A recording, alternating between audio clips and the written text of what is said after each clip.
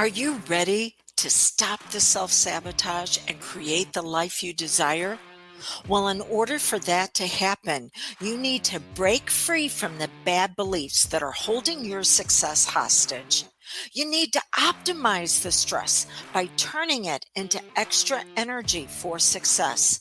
And those hurtful habits? Well, we need to give that pain a purpose for progress. Welcome to Stop the Self-Sabotage and Create the Life You Desire podcast. There was a time in my life that if you would have asked, "Hey, how are you?" or "What have you been up to?" I would have replied back with how busy I was. Oh, the different projects that were going on at work and the things around the house that needed to be done. And then, of course, there was the kids and my husband. And it was like I wore overwhelm as a badge to say, "Look at me."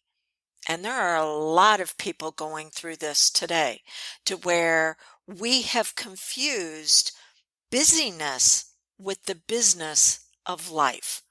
And this month, we're looking at the bad beliefs that will break you. They'll hold you back in life because they keep you stuck in lack. And this happens to be one of the biggest ones. In fact, someone put it much better than I ever could, and that was Charles Dickens in A Christmas Carol. Scrooge was talking to the ghost of his dead business partner, Marley. And Scrooge said something along the lines of, "Well, you were always really good in business." And Marley responded back, "Mankind was my business. Common welfare, charity, mercy, forbearance, benevolence, these were all my business. And the dealings of my trade," in other words, what he did for his career as a job, "were but a drop of water in the comprehensive ocean of my business." The business of life is what we should be in, not busyness. We can confuse the two. So, how do you separate it?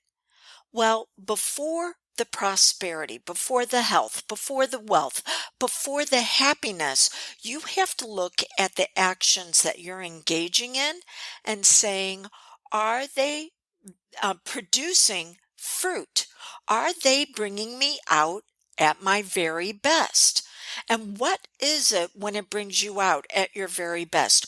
Are the actions you engaging in bringing out love, joy, peace, patience, kindness, goodness, faithfulness, gentleness, and self-control? I will tell you right now, whenever I was just absolutely overwhelmed with business, this is the last thing I was thinking about with my busyness.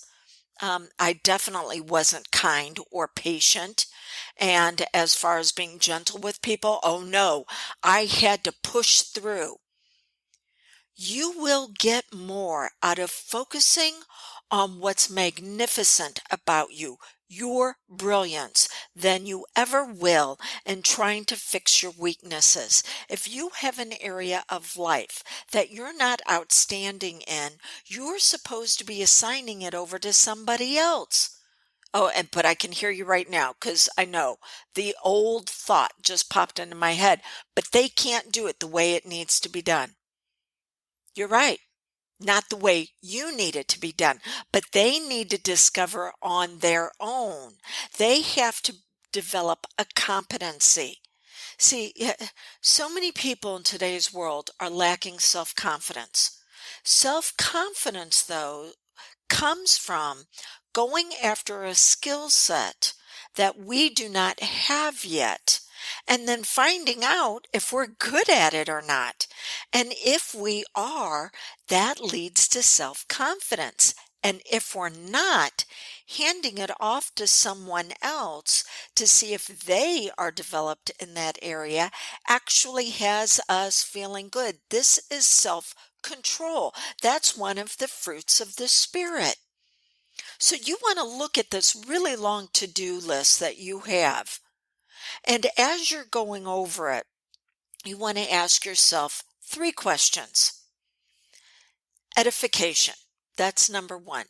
Is it focusing on what's phenomenal about me? And if you cannot say yes to that, you need to be figuring out a way to hand it over to someone else to see if they might be able to do it. And they're developing a skill set and developing their confidence before we can ever have self-esteem, which is how we feel about ourselves. We must have confidence of going after skill sets, and it's not the mastering of the skill set. It is deciding whether or not that skill set is a good fit for us. Okay, so um, edification. Does it bring you out at your best by focusing on your talents, your abilities, and your strengths? Exaltation. Is it going to lift you up to the next level? Staying at the same level? That is no longer acceptable. Is it going to lift you up to the next level? And then the third question you need to get a yes to, does it bring you comfort? Does it feel good to engage in this? So you need to have 3 yeses to take that to-do list and turn it into a to-da list. But remember, the end result of the actions that you're engaging in before the health, wealth, the prosperity, anything else, it should be producing love, joy, peace, patience, kindness, goodness, faithfulness, gentleness, and self-control. Bad beliefs, once you've accepted something as the truth about you, that's a belief. Whether it was true or not, you've accepted it as the truth. And now, you're gaining experience in life and going, well, maybe that wasn't the truth. Well, once you've accepted a belief about yourself, it will never go away. It has to be overridden.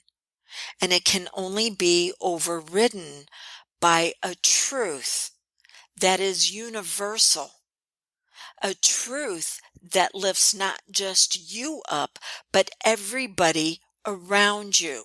In that Charles Dickens quote, it said, the dealings of my trade, my career, what I've chosen to do in life, but were a drop of water in the comprehensive ocean of my business.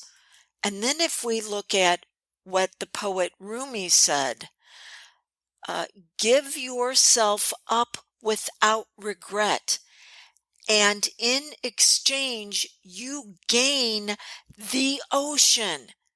Give up the drop, become the ocean.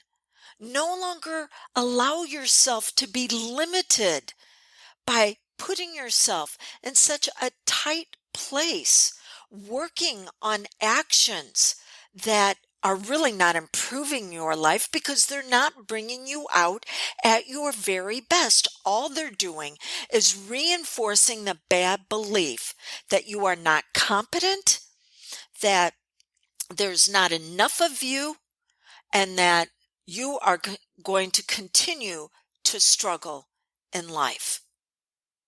Okay, if you want my assistance with this, you have a couple of options.